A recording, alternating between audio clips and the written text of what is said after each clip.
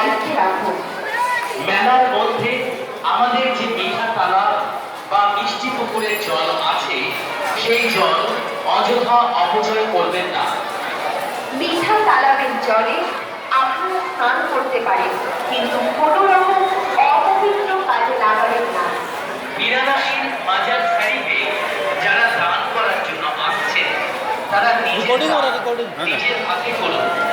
মেলার নিয়ম শৃঙ্খলা মেনে চলুন। পুলিশ প্রশাসনের সাথে চলিয়ে সহযোগিতা করুন।